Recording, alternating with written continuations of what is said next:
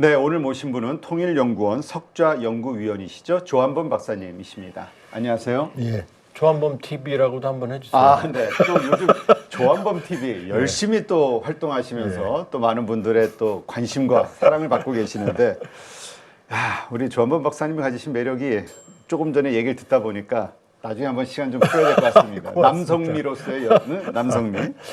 자, 이런 가운데 지금 일본과 중국의 관계가 상당히 좀 복잡해지고 있습니다. 위험해요. 예, 일본 총리 다카이치 사나에 원래 우리가 극우파로 알고 있었던 분인데 예. 이분이 11월 7일 날 대만 유산시 일본이 무력을 행사할 수 있는 존립 위기 사태가 올 수도 있다. 예. 뭐 어렵긴 하지만 결국 전쟁에 참여할 수 있다 이런 얘기인 것 같은데 예. 이게 실수인가요? 아니면 이거 의도된 발언입니까?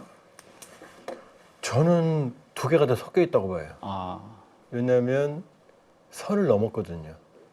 지금 그 이후에 이제 중국 발언도 나중에 나오겠지만 중국이 선을 넘은 것 같지만 사실은 선은 다카이치가 확실하게 넘은 거예요. 뭐냐면 일본은 평화헌법이라는 게 있어요. 네. 전력을 보유하지 않는다. 그래서 일본은 자위대예요. 사실상 군대지만 공격은 안 하는 거거든요. 네. 분쟁 해결을 위해서 전쟁이나 무력을 사용하지 않는다. 그 다음에 국가의 교정권을 갖지 않는다. 이게 평화헌법이거든요. 네. 전수방위, 오로지 방위만.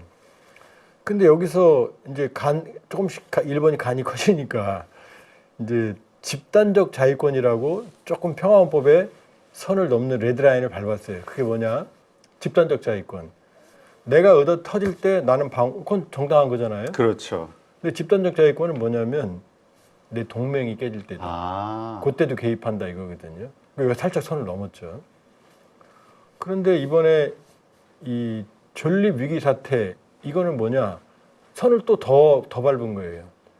이거는 일본이 본토가 공격을 받을 때가 아니고 네.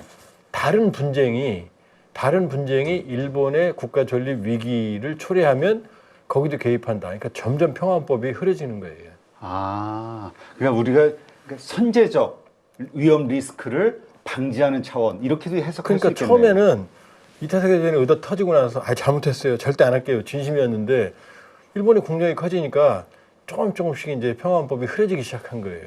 평화헌법은 그대로 두고 그 테두리를 넘기 시작했는데 이번에 확실히 넘었죠. 뭐냐?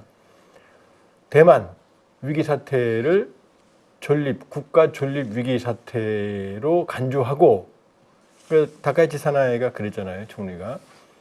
그게 군함이라는 표현을 써요. 또 거기다 군함, 전함은 영어로 워십이거든요. 지금 구축함이거든요. 그렇죠.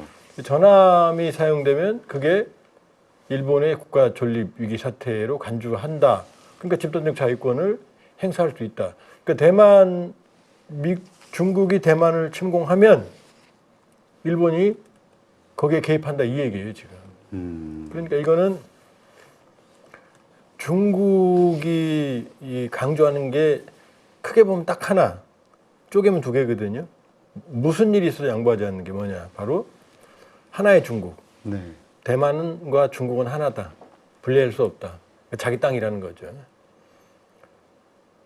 그 다음에 이 대만 점령. 그러니까 대만을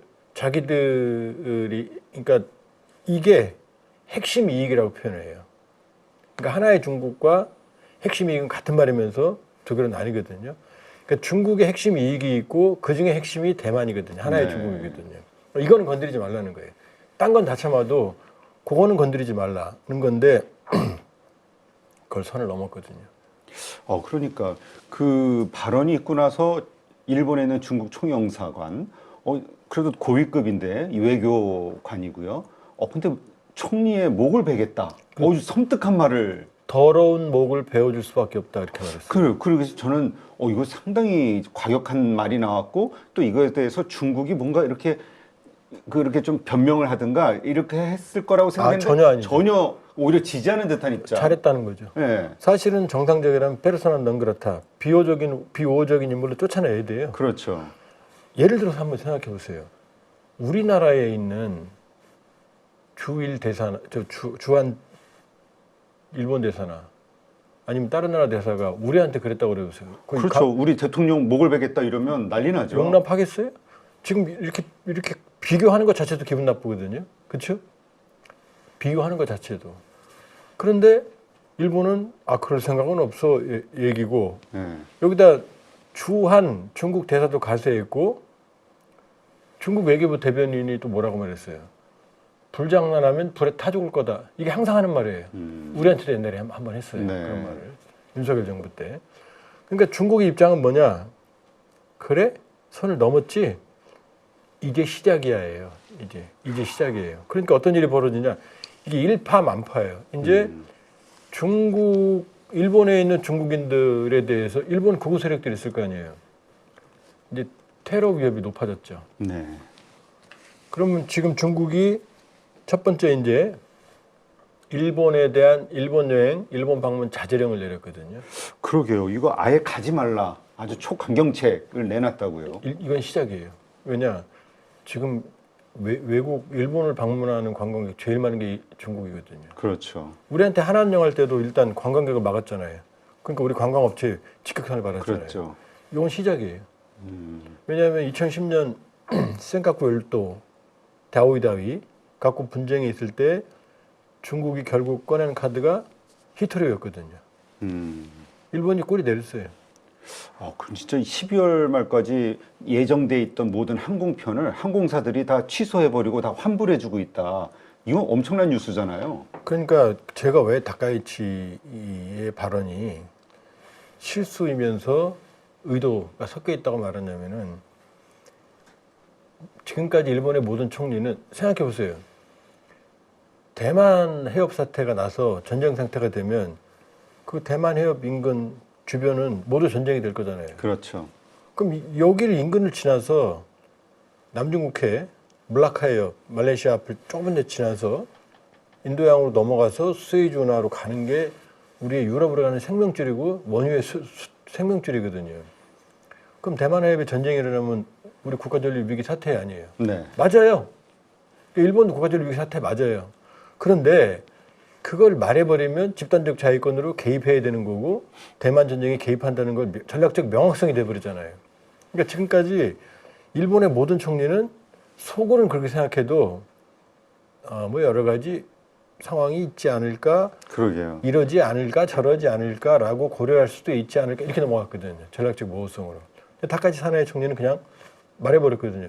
그 야당 의원이 질의했거든요. 네. 그러니까 국회에서 다른 의원이 질의했는데 그 대답이 나오니까 그 순간 얼어붙은 그 대답이 나올 줄 몰랐거든요. 그러니까 전략적 명확성을 때려버리니까 그동안 견지해왔던 전략적 모호성 원칙을 깨버리고 그걸 확 명확성으로 가버리니까 이제 사단이 났다는 거 안 거. 일본 내에서도 지금 비판이 많아요. 근데 이러다 보니까 이거 우리한테까지 불똥 튀는 거 아니야라는 일각의 시각도 있지만 또 반대로 중국으로부터 어떤 수혜, 미국이나 중국으로부터는 수혜 또 있지 않을까? 뭐 이런 기대도 있는 것 같아요. 저는 불똥은 안 튈 거다. 왜냐?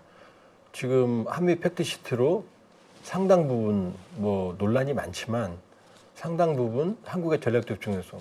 이제 미국의 군함 MRO도 여기서 하게 돼 있어요. 그렇죠. 이거 경턴 동지할 일이거든요.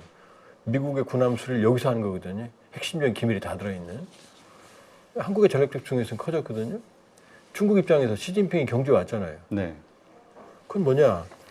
지금 이 북러 밀착, 이 중국으로서는 기분 안 좋고 김정은이 베이징에도 왔고 이 중국 서해일 이창 총리가 평양도 갔거든요. 근데 중국의 서해일 유인은 아무 의미가 없어요. 네. 이리가 경주에 왔잖아요. 그게 뭐냐? 분위기 나쁘지 않았죠. 그랬죠. 왜냐?